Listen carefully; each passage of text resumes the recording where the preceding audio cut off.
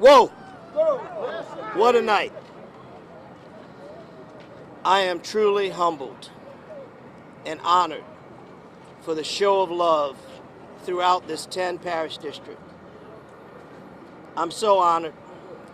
This is a very exciting time for the state of Louisiana. A very exciting time for all of us because the people have spoken and they're ready to move forward. They're ready to get things done. They're ready to build. I'd like to take this time to thank my family, my beautiful family who's here, and I want to start with the person I started this race telling you I got my lessons from, who made the man that I am, my mother.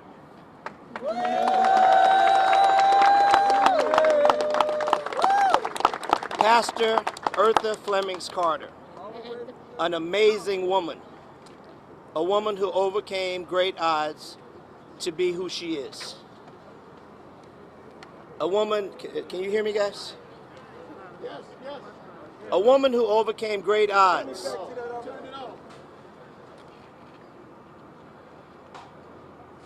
Testing. Hello.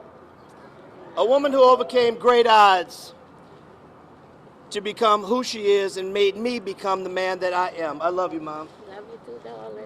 To my beautiful wife, who has stood by my side and has been an incredible leader in her own right. To my awesome sons, Troy and Joshua. You heard me talk about these guys on the trail.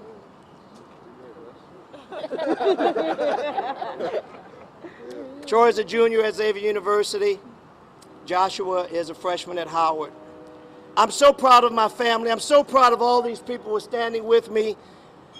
I'm so, so grateful for the show of support, for us to now take this next step and go to Washington. Yes. But not just yet. We're in the runoff, and we still have a race to run.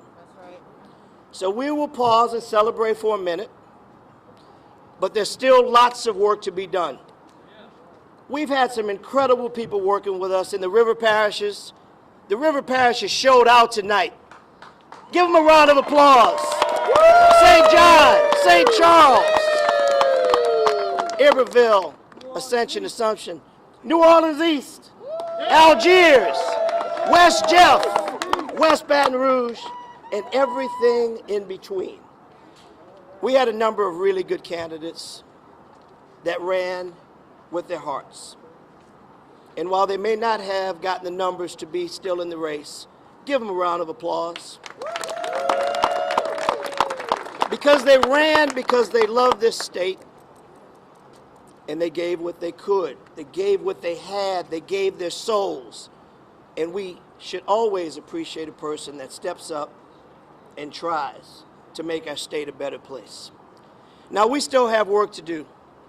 We have to work in the area of criminal justice reform, police accountability. We have to rethink the way we police and protect our communities. We have to make sure that we create an economy that people can truly recover from.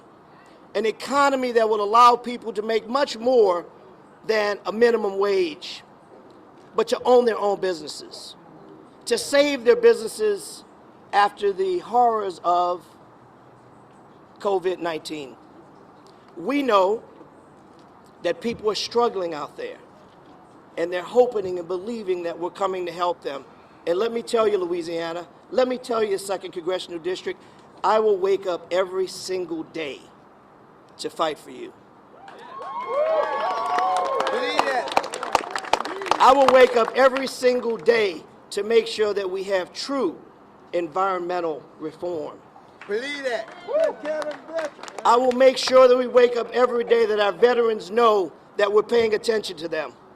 I will wake up every day making sure that every single part of our community has COVID vaccinations. Believe that. I will wake up every single day to make sure that no single part of the 2nd Congressional District is left behind.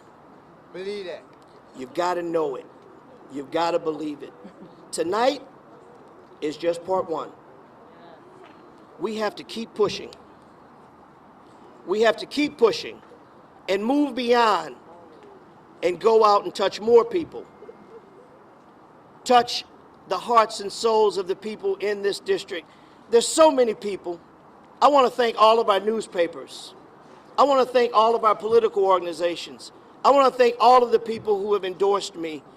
I want to thank the people that we touched and talked to in each of the towns throughout the 2nd Congressional District who share with me stories of needs, like the town of Addis that talked about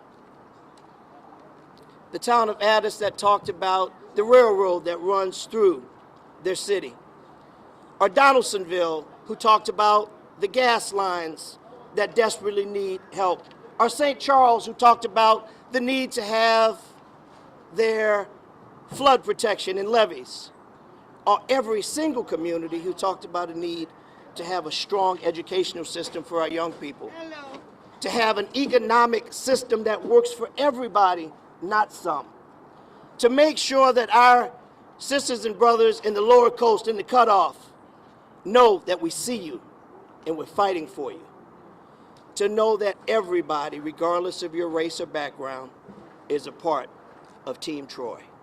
Fishing y'all too. So as we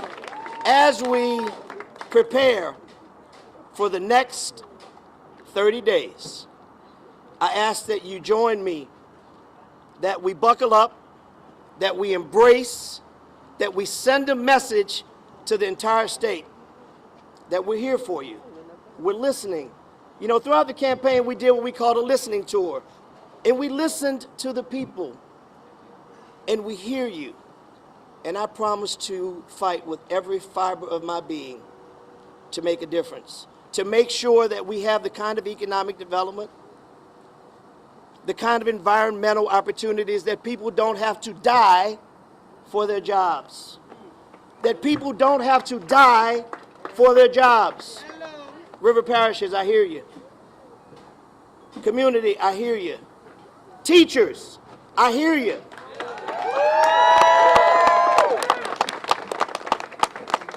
Hospitality workers, I hear you. Our young people, I hear you. Bike and ride, I hear you.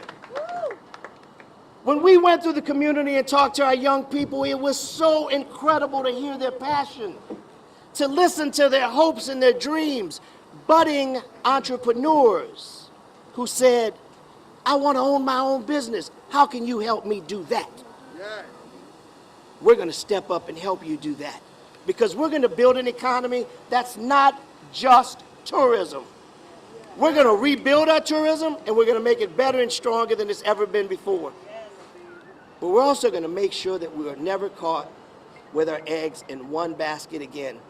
Katrina showed us, Rita showed us what happens when the storms come.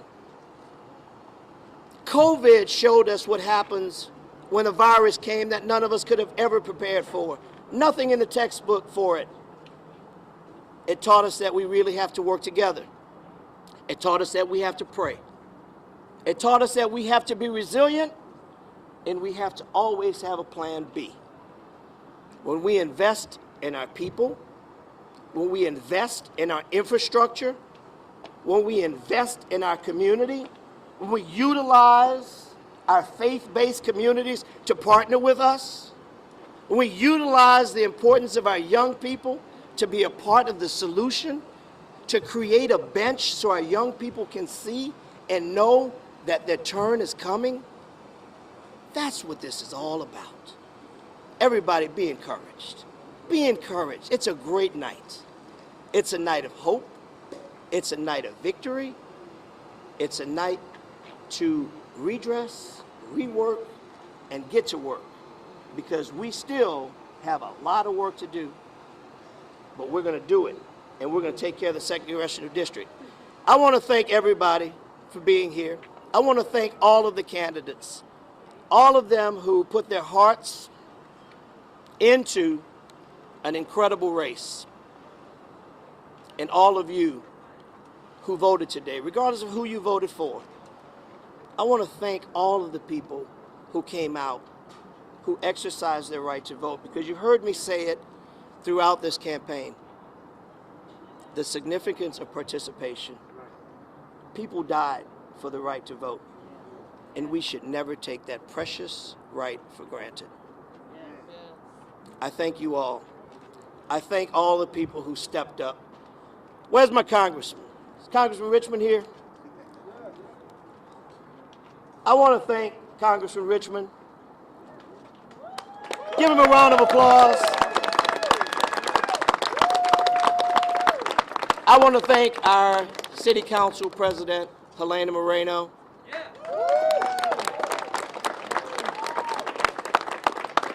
I want to thank Ken Brass and Ed Price, where are you? Byron Lee, Darren, Ed Shorty, my nephew Gary, my brother Greg. Where are you, Greg? He never makes it to these. He never makes it to these. He's here somewhere, all right, he's in the back.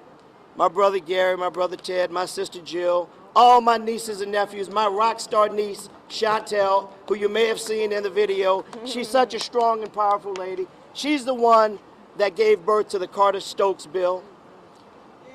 Give her a round of applause.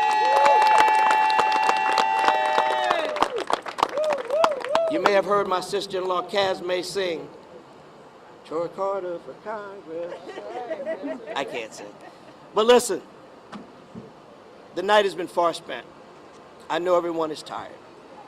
And I can go on and on and on, and I know I've missed some names, and forgive me, charge it to the head, not the heart, because there's so many people that really, really worked hard, who put up signs, who donated money, who prayed for me, Reverend Galatas, who prayed over me, who was everything for me.